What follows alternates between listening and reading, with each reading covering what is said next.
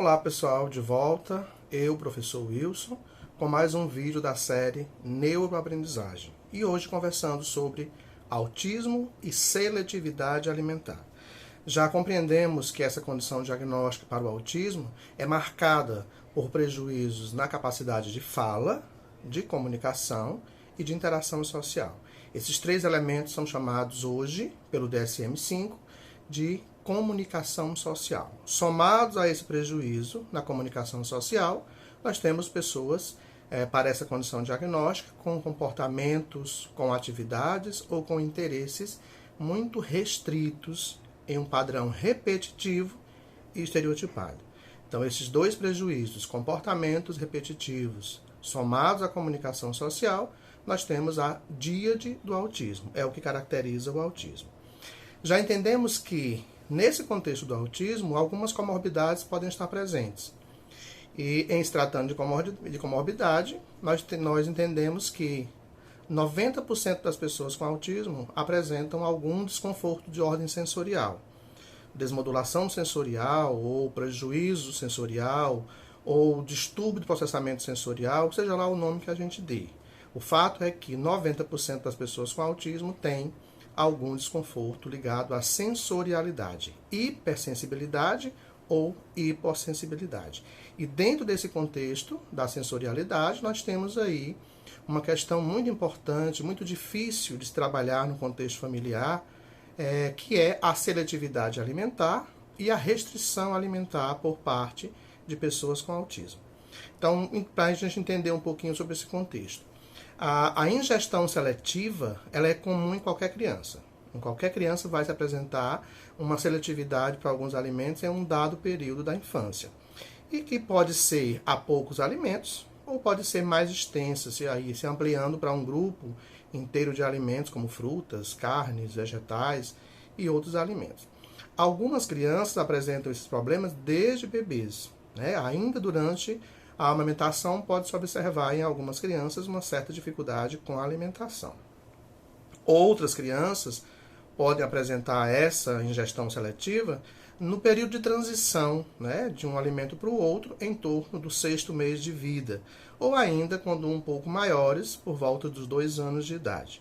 Isso pode ser decorrente de uma infinidade de situações, desde eventos fisiológicos, questões de ordem ambiental, ou da própria interação entre esses dois fatores. A seletividade alimentar é o problema que a gente vai abordar hoje e que é muito comum nas pessoas com autismo.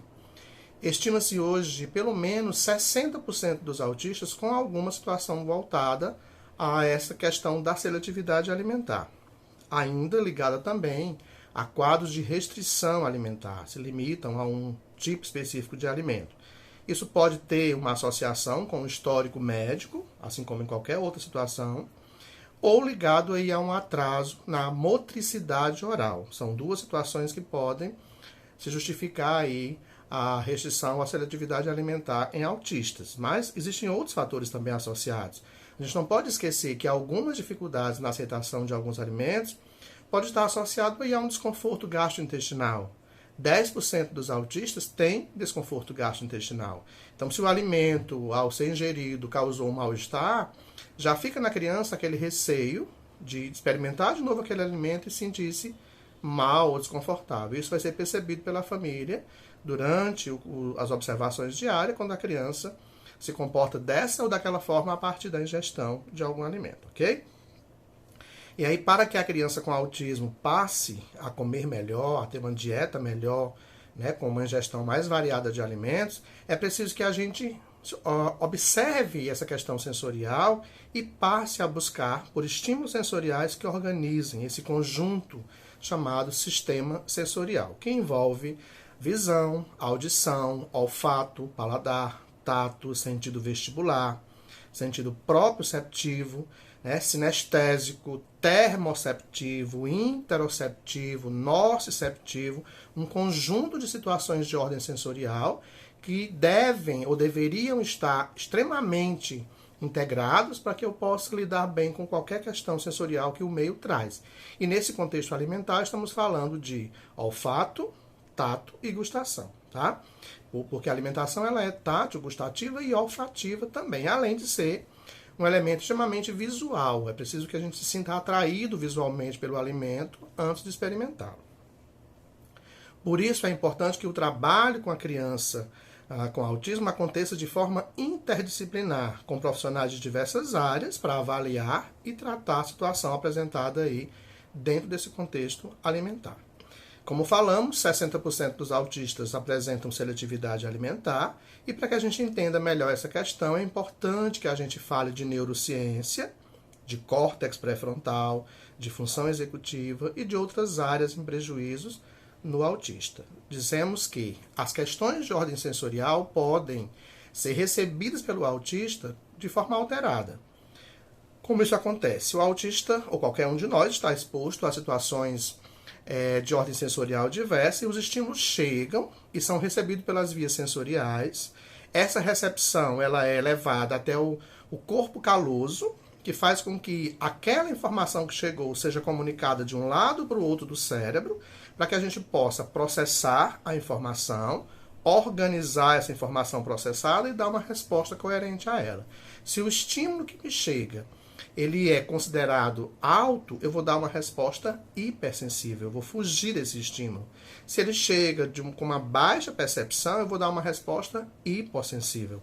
Eu vou me aproximar desse estímulo. Isso a gente vai tratar em um próximo vídeo com mais detalhes.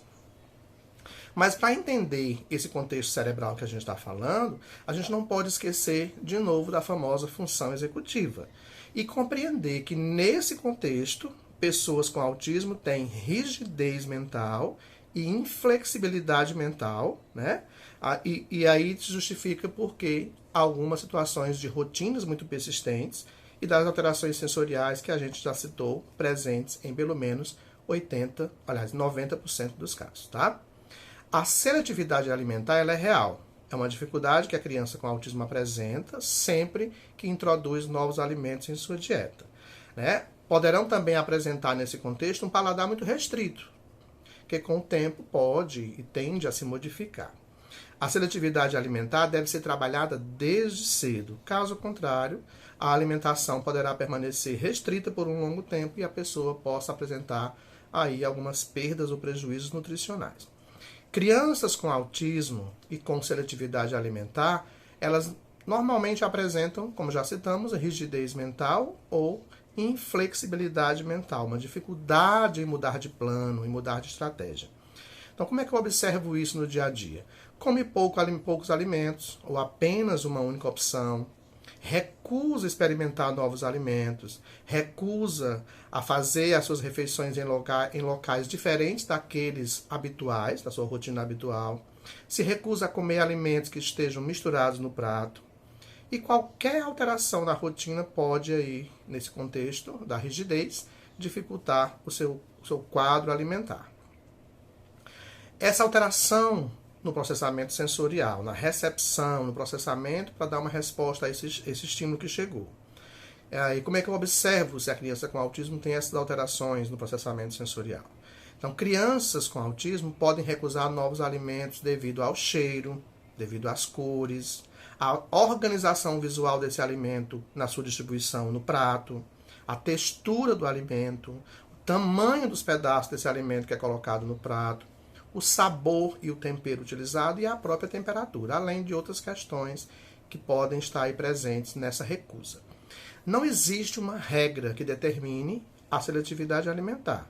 Ela pode ser determinada pela cor do alimento, pela textura, como já citamos, pelo cheiro, sabor, temperatura, né? Ou pela própria situação em que a criança experimentou e gostou, e ela tende a repetir aquela mesma experiência rígida, né? Não mudando em nenhum momento para uma nova situação. É comum uma certa tensão nas famílias durante esse processo da alimentação, por isso que é preocupante e é necessário que a gente trabalhe o quanto antes. Como auxiliar nesses momentos? Primeiro, sempre deixar um novo alimento que você quer introduzir na dieta da criança ao alcance dela, ou próximo do seu prato durante o momento de refeição. Vá aproximando esse alimento do prato dela gradativamente. Vá colocando aos poucos no prato. Se for o caso, vá misturando aos poucos com outros alimentos. Isso ajuda na adaptação com o cheiro, né? Com o visual do alimento, com a aparência, com a textura. Se a criança não aceitar, coloque outro, substitua por outro. Mas não desista, a persistência aí ela é necessária. Colocar a criança como participante da produção daquele alimento em alguns momentos, para que ela também vá aos poucos sentindo-se familiarizada com ele, é uma questão interessante. E um ponto primordial, seja persistente, não desista. Se isso não deu certo, invente uma outra forma, uma outra estratégia para que a coisa possa acontecer, tá? Comportamentos que podem melhorar na qualidade da alimentação para a pessoa com autismo. Comer sentada à mesa, né, sem distrações, sempre no mesmo horário. Criar uma rotina para isso. Não é uma rigidez com rotina, mas é uma rotina de organização. Os pais são o melhor modelo para essa pessoa. Mostrar como utilizar os talheres, né, como colocar a comida na boca, como mastigar de boca fechada. Um alimento novo deve ser oferecido pelo menos 8 a 10 vezes para dizer que a criança não gosta. Ela tem que se insistir com isso. Não é forçar a comer, mas é insistir, apresentar, fazer com que ela perceba aquilo e vá desfazendo algumas interpretações equivocadas em relação a isso. Não levar em conta as caretas iniciais, é natural quando você experimenta um novo alimento. Oferecer sempre uma nova textura junto com aquele alimento que habitualmente ela come. Quando a criança não gostar de um alimento, poderá utilizá-lo, né, no preparo, fazer com que ele participe do preparo desse alimento. Os alimentos devem ficar separados no prato, sem misturar e deixar a criança explorar pelo cheiro, pelo visual. Não demonstrar ansiedade, expectativa em relação a isso também é interessante. E fazer com que as refeições sejam um momento agradável, né, sem pressionar a criança a comer aquilo que ela ainda não está pronta para receber, né, de uma forma mais acolhedora. Alguns dias serão melhores, outros serão piores, mas o fato é que a gente precisa experimentar. A seletividade alimentar é real, mas ela pode ser melhorada de acordo com as estratégias familiares e das equipes que trabalham no atendimento multidisciplinar. Ok? Dica de atividade do dia. A gente sempre traz essas dicas. Hoje, vou apresentar para vocês a massa de modelar, chamada areia cinética, que é uma massa de modelar em forma de areia. Ela tem uma textura áspera, que pode estimular aí algumas questões de ordem sensorial. É interessante para trabalhar, né, desde cedo com algumas crianças que podem ter essa restrição aí a alguns elementos sensoriais, tá? Uma outra dica interessante é essa maleta de pinos, que vem com algumas sugestões de atividades que podem ser trabalhadas aí para estimular pinça fina, coordenação motora, criatividade. Ela vem com diversos pinos e uma tela onde pode se montar, né, diversas imagens, estimulando aí a criatividade da criança, ok? Além de estimular outras questões de ordem motora, de coordenação motora, pinça, treino para atividades do dia a dia, treino para escrita, são elementos interessantes nesses dois recursos, além de ser extremamente sensorial. Seletividade alimentar está ligada à sensorialidade em todos os seus contextos, por isso que é importante que a gente não se limite apenas à questão alimentar, mas trabalhe a estimulação sensorial como um todo, ok? Essa é a nossa contribuição de hoje. Eu espero que o vídeo possa auxiliá-los em algum momento das suas práticas profissionais ou familiares. Abraços a todos e até o nosso próximo vídeo.